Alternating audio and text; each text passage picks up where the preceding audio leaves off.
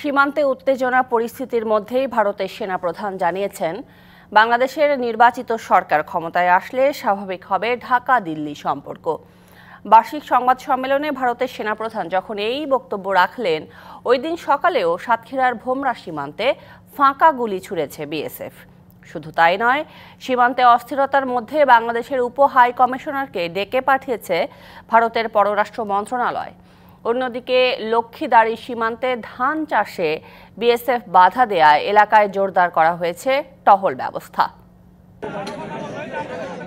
ঘটনার শুরু চাঁপাইনবাবগঞ্জের নোম্যান্স ল্যান্ড বা শূন্যরেখায় ভারতীয় সীমান্তরক্ষী বাহিনী বিএসএফ এর কাঁটাতারের বেড়া দেয়াকে কেন্দ্র করে। তারপর সপ্তাহ জুড়েই চাঁপাইনবাবগঞ্জের বিনোদপুর, লালমনিরহাটের দহগ্রাম ও মহেশপুর উপজেলার মাটিলা সীমান্তের কোদলা নদী এলাকা ও ঠাকুরগাঁওয়ের রত্নাই সীমান্তে একের পর এক নানা ঘটনাকে কেন্দ্র করে বিজিবি আর বিএসএফ এর মধ্যে উত্তেজনা বাড়তে থাকে, যা ছড়ায় সীমান্তের জনপদেও।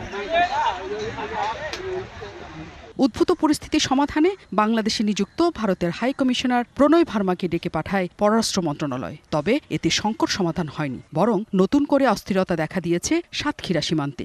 শূন্যরেখায় যে জমি ৩০ বছর ধরে চাষাবাদ করছে বাংলাদেশি চাষিরা, তাদের বাধা দেওয়া হচ্ছে জমি চাষে। কেবল তাই নয়, সীমান্তে চলছে ফাঁকা গুলিও।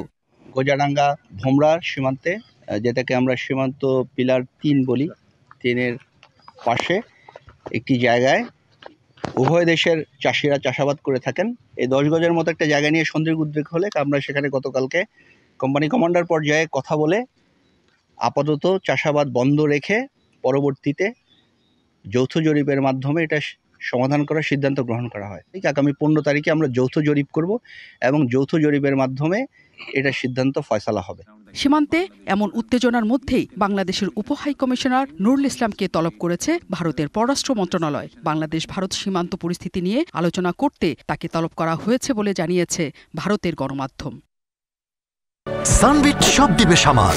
সানবিট ম্যাজিক প্রেস ডিশওয়াশিং এর মাথা ঘোরানো সলিউশন। দুদেশের সম্পর্ক আরও তিক্ত হচ্ছে কিনা এমন প্রশ্ন যখন ঘুরছে, তখন সোমবার দিল্লিতে সেনাবাহিনীর বার্ষিক সম্মেলনে ভারতের সেনাপ্রধান জানালেন, প্রতিবেশীদের মধ্যে বিদ্বেষ উভয় পক্ষের জন্যই ক্ষতিকর। কৌশলগত কারণে বাংলাদেশ ভারতের কাছে খুবই গুরুত্বপূর্ণ উল্লেখ করে তিনি বলেন, দুই দেশের সামরিক সম্পর্ক একেবারেই ঠিক আছে, তবে সার্বিক সম্পর্ক ঠিক হতে প্রয়োজন নির্বাচিত সরকার।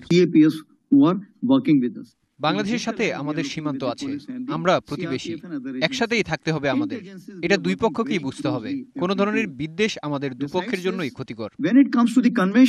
ভারতের সেনাপ্রধান জেনারেল উপেন্দ্র দ্বিবেদী আরও জানান, আগস্টে রাজনৈতিক পালাবদলের সময় সর্বদা বাংলাদেশের সেনাপ্রধানের সাথে তিনি যোগাযোগের মধ্যে ছিলেন। এমনকি গত 24 নভেম্বরেও তাদের দুজনের মধ্যে ভিডিও মারফত আলোচনা হয়েছে। তারা সবসময় নিজেদের মধ্যে যোগাযোগ রেখেছেন, এখনও সেই যোগাযোগ অব্যাহত আছে বলে জানান ভারতের সেনাপ্রধান। Nazrin Munni, DBC news, Dhaka.